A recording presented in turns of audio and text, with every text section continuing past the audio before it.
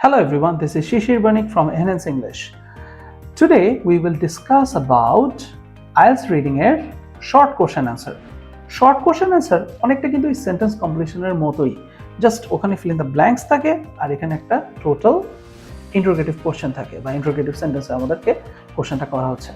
Let's find out how we can do it, অথবা এটার ক্ষেত্রে আমরা কিভাবে জিনিসটা সহজ করে সলভ করতে পারি। সো শর্ট কোশ্চেন অ্যান্সার হোক আর ওই সেন্টেন্স কমপ্লিশন হোক, সেখানে কিন্তু সবসময় এই ইনস্ট্রাকশনটা থাকে যে no more than 2 words and oblique or a number এবং ফ্রম দ্য প্যাসেজ।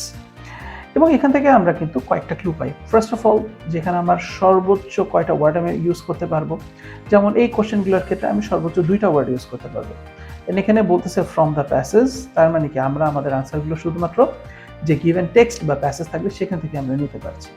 এখানে আরেকটা ক্লু পাচ্ছি আমরা, যেহেতু এখানে কোনো নাম্বারসের কথা নাই, তার মানে কোনো আনসার আমার এখানে নাম্বার হবে না। আমরা আমাদের প্রথম কোশ্চেনটা দেখি। যেমন এখানে কি বলতেছে, in addition to the patron whose name might be carved onto a tunnel. মানে প্যাট্রন বা প্রশাসকের পাশাপাশি কার নাম টানেলের গায়ে লেখা থাকতো। আমরা যদি এখান থেকে একটু কোশ্চেন থেকে পড়ি যে most tunnels had inscriptions. Inscriptions মানে কি? খোদাই করে লেখা।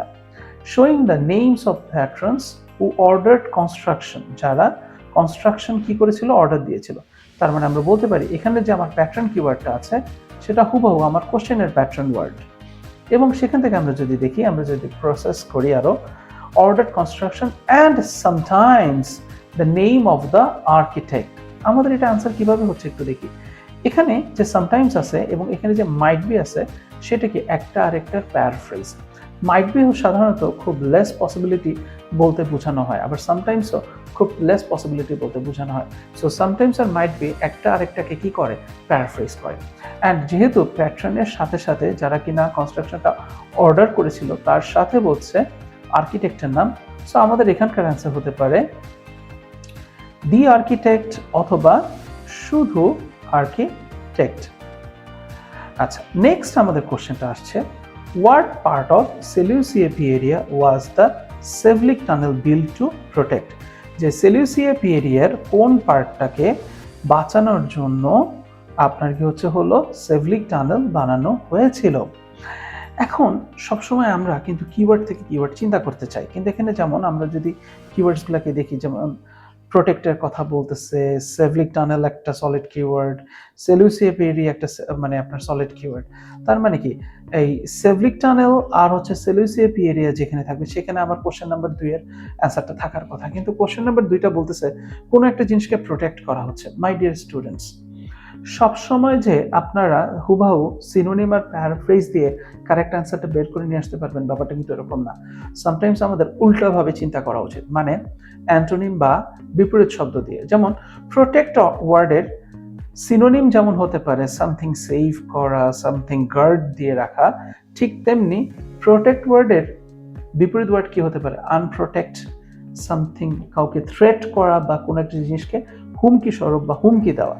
ঠিক তেমনি আমরা যদি এখানে দেখি bill to divert the flood water threatening, তার মানে এই যে এখানে কিওয়ার্ডটা আছে থ্রেটেনিং এর কথা বলতেছে।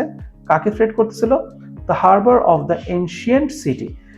এখানে দেখেন এই থ্রেটেনিং ওয়ার্ডটা যেমন আপনার প্রোটেক্ট ওয়ার্ডের সাথে আমাদের বিপরীতভাবে রিলেট করতেছে, এবং এখানে আরেকটা জিনিস দেখাচ্ছে যে হারবারের কথা বলতেছে, যে এনশিয়েন্ট সেলুসিয়া এরিয়া সিটির যে হারবার ছিল তাকে থ্রেট করতেছিল কোন জিনিসটা, ফ্লাড ওয়াটার, সেইটার থেকেই প্রোটেক্ট করার জন্য সেভলিক টানেলটা বানানো হয়েছিল।